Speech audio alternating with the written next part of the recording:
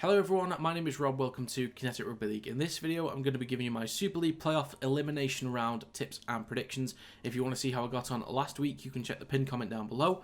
But without further ado, let's get started on the first game for this week. Kicking things off for this week, we have the Kingston Rovers versus Leigh Leopards.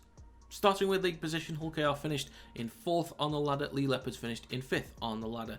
In terms of current form, Hull KR have won 5 in their last 5, Leigh have won 2 in their last 5. Breaking down the teams that they've played in their last 5, Hull KR have beat Wakefield, Salford, Huddersfield, Catalans and Leigh. That means their average opponent's league position is 7th. Looking at Leigh Leopards, they've lost to Wigan, beat Wakefield, lost to St Helens, beat Huddersfield and lost to Hull Kingston Rovers. Their average league position opponents is 5.8. 5.8th, if you want to call it that. Now, I have more trust in Hull KR right now, personally. Now, this isn't just based on form. It partly is form, of course, but I'm looking at the teams that Leigh played and lost to. It includes Wigan, it includes St Helens.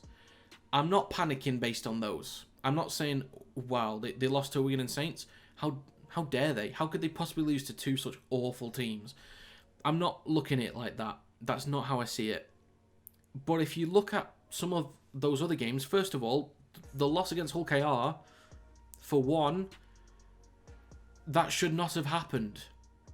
Simple as that. That was an abysmal performance. That should not have happened.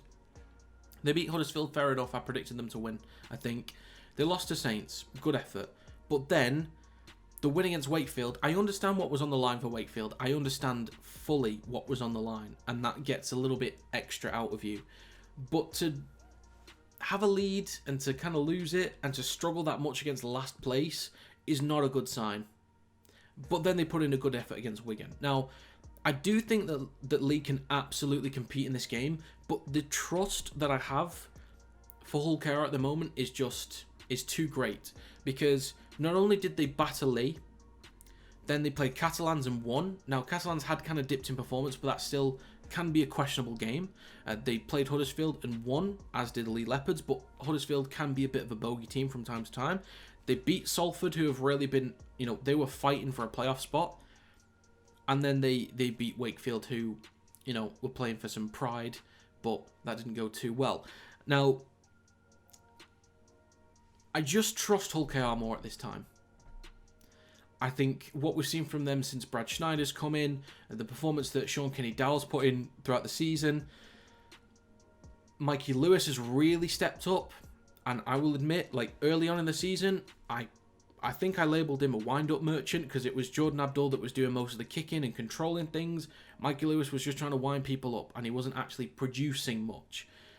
That was the very early weeks, and then soon after that he turned it around and was carrying. Well, not carrying, but he was setting a much better example and actually producing at a higher rate. So, Mikey Lewis, Sean Kenny-Dowell, Brad Schneider, very important players. On the side of the Leigh Leopards, Lachlan Lamb, Gareth O'Brien, Zach Hardacre, key players all around the pitch, and there's a good handful of them that made the dream team as well, so well done to those guys. There are threats all over the park for both teams, but in terms of confidence and trust right now, I'm leaning towards Hull KR, and I think that's fair. Now, for me, this is not to sound like a Leigh hater, because I've really been backing Leigh this season, so this is not to hate on Leigh.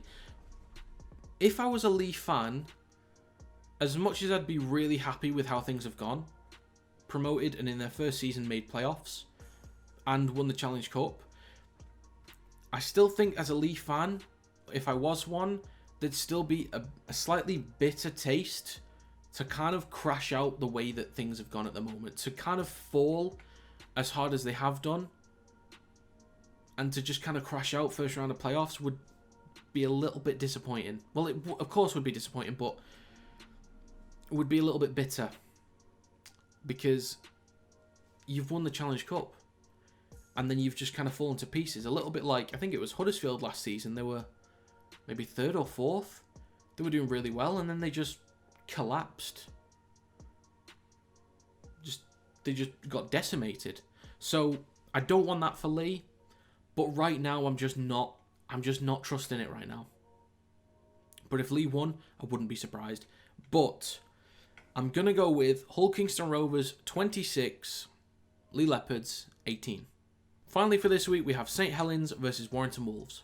Starting with league position, Saints finished in 3rd, Warrington finished in 6th in terms of current form. Saints have won 5 in their last 5, Warrington have won 3 in their last 5.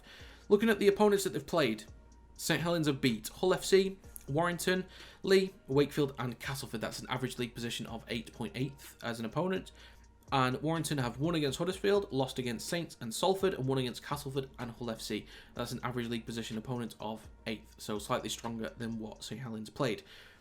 Now, a few aspects to this game. So we can look at the game from a few weeks back. I think that will be the best example of how this game's going to go. Now, if people look at the scoreline, they'll say, well, 18-6, it was comfortable. That last try from Saints came in the last minute underneath the sticks. Like, the game had already gone at that point.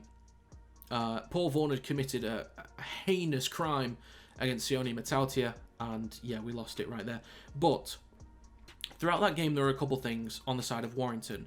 The first half, there was an attack. There was an intent to go at St Helens, but St Helens' ability to recover and to shift across is annoyingly impressive. I hate how good they are at that. It doesn't matter if you've got the overlap. It doesn't matter if you can outnumber them. The ability that they have to shift across and to disrupt is so annoying.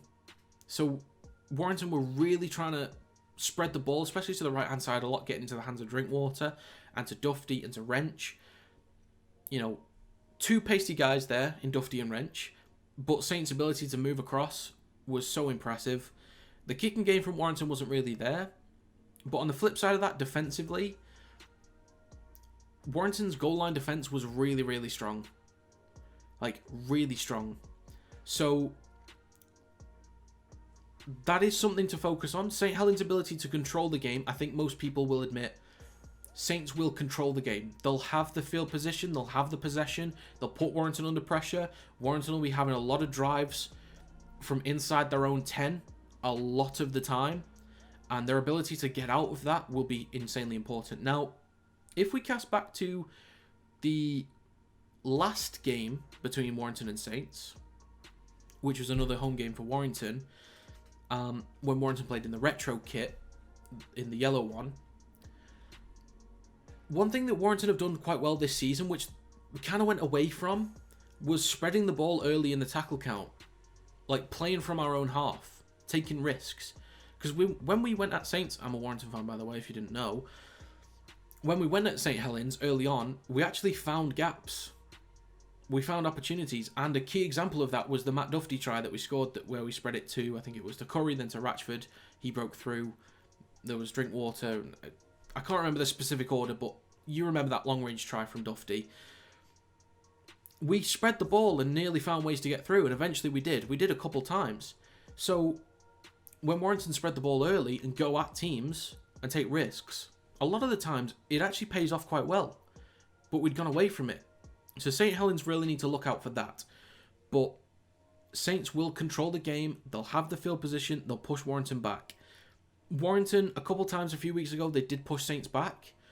But their ability, and especially with Wormsley coming back in, their ability with their forwards to make really good field position is impressive. And one thing that Warrington have struggled with the last few weeks is stopping the offload. So not getting players down quickly enough and allowing too many offloads. We can have 3 players on the tackle, and there's still an offload. And when Saints play in a structure, they're dangerous. When they play off the cuff, they're dangerous.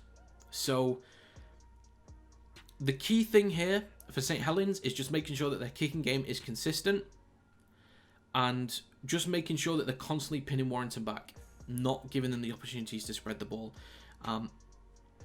For me, I think Warrington will be strong defensively again. They always put in a fairly strong shift against Saints. Sometimes it's not that good. There have been some bad games in the last few years, but Warrington's defense has improved.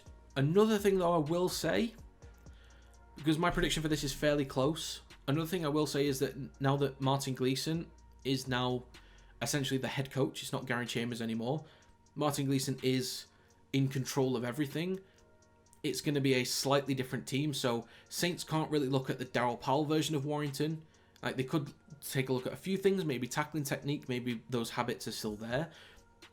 There's maybe a few examples of Gary Chambers Warrington Wolves to pick from, but there won't be that many things to look at in terms of film from a Martin Gleeson Warrington Wolves team. So he might have a completely different attacking philosophy and defensive philosophy that St. Helens can pick from. So in terms of what Warrington do, could be a little bit different than what they were expecting, than what Saints were expecting. So I think a close game is likely here, but it's still understandable to lean towards Saints because of how well they can control the game. So I'm going to quit my yapping and give a prediction. So I'm going to go with St. Helens 20, Warrington Wolves 16. So that is going to be it for this video. If you have any predictions for this week, let me know in the comments down below. Also, let me know how you got on last week. But that's going to be it. Thank you very much for watching, and I will see you next time.